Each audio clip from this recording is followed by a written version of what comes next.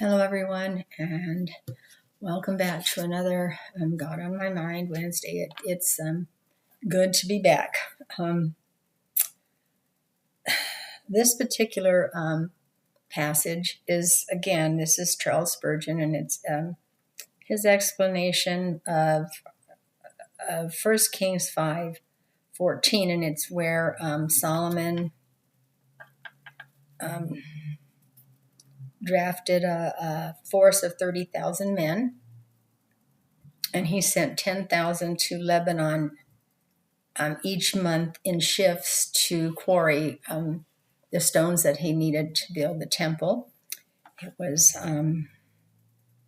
1 month they were in Lebanon, 2 months they were at home. And what Spurgeon is saying in his study notes is that,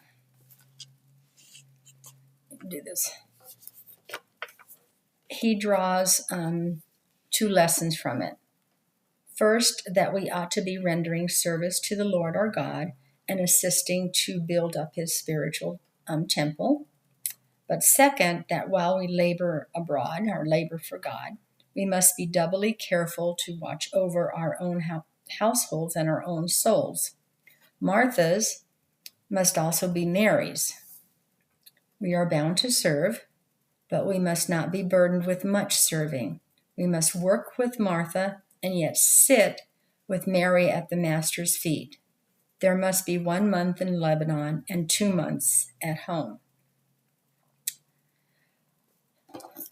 So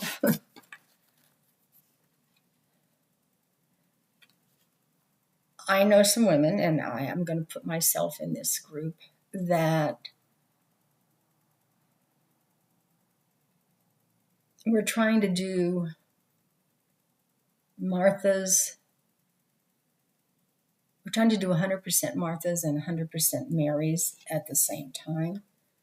And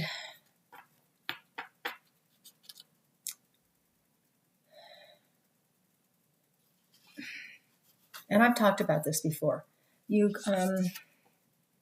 sometimes you have to let one go a bit so you can focus on the others. And I guess it's kind of like, okay, it's like,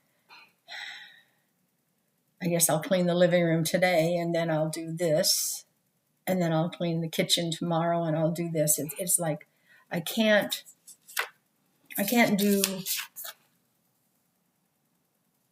everything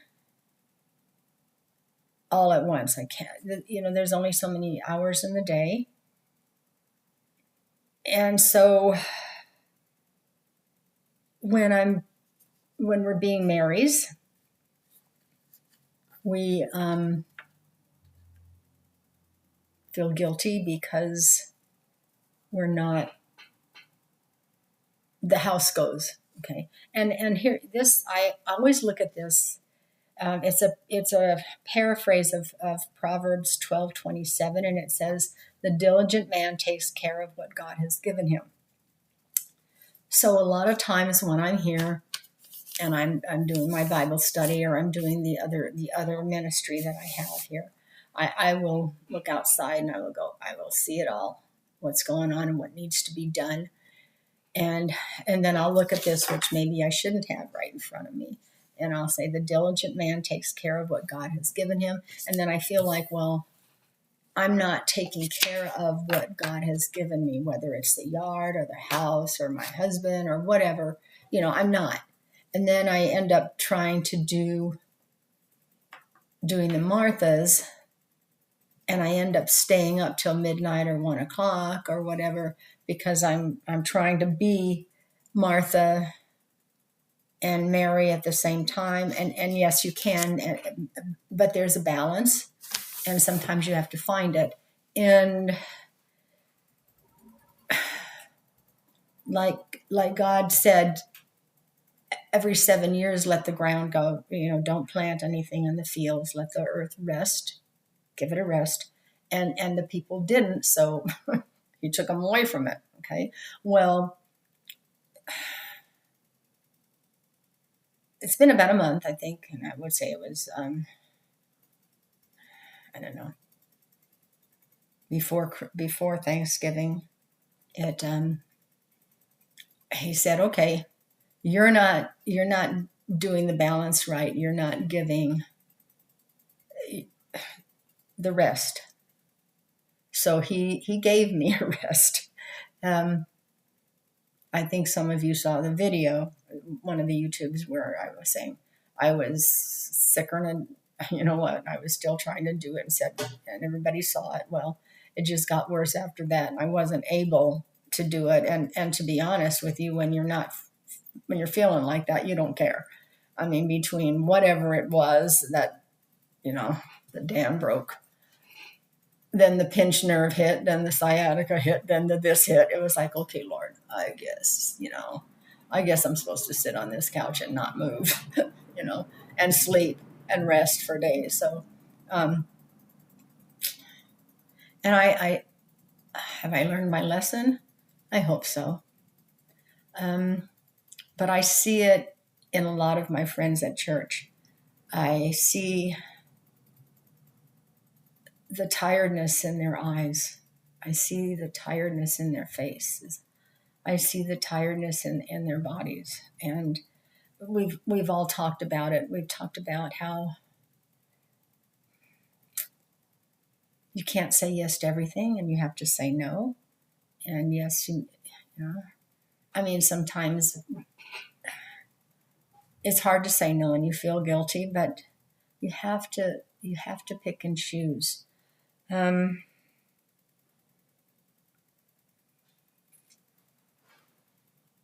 We have to, while we labor abroad, while we're being Marys, or while we're being Marthas, laboring, we have to be doubly careful. We have to watch over our own, not only our own households, but our own souls. So we have to find a balance, and we have to be able to say, it's okay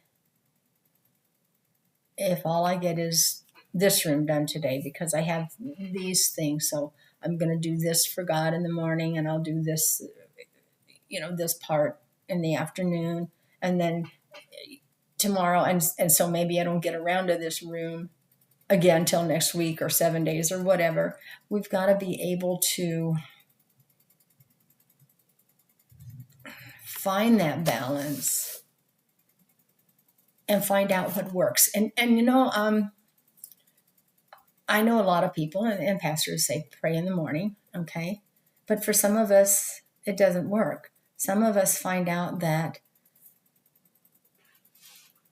quiet time, the time that we can grab that quiet time where we can really focus on God and where there's not a whole lot of other things pulling us. Mom, where's this? Honey, where's this?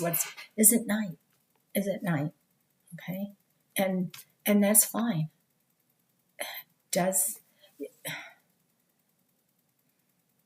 because you're not studying your Bible in the morning doesn't mean you can't say, morning, Lord, thank you for another day of life. What is it that you woke me up today, Lord? What is it you want me to do? What is your guidance? What is your purpose? And if I'm supposed to talk to somebody, open the doors, show me what you want. And you can have those meetings in the grocery store. You can have them when you're shopping or whatever, and your day can start out with, I have a friend who says every morning, she goes, good morning, Lord. Thank you. I'm paraphrasing it again. Thank you for waking me up and let me keep a smile and put a smile on your face today, Lord. And then she has to go about the day with the kids and the job and the whatever. And then at night, when things have quieted down, she gets to do her Mary that day, that night. And during the day, she has to be a Martha. And there's nothing wrong with it, with switching that. I think the problem is, like I was, and some of us, we try so hard to be Marthas, and then we feel guilty because this is going. And then we try so hard to be Marys, and we feel guilty because that's leaving. And then we try to do them all, and and we end up getting maybe 4 hours of sleep, and then sometimes We can't get to sleep because our minds are just going to do all the things we had to do, all the things we didn't do. So as ladies and wives and mothers, we're always Marthas and we're always Marys. We just have to find the balance. We have to find what works. I can be Martha here and I can be Mary here. Martha this time, Mary this time. We just have to find that balance. And, Spurgeon says, he took it straight from Solomon. He sent his laborers 1 month in Lebanon, 2 months at home so that they could take care of their home stuff. We need to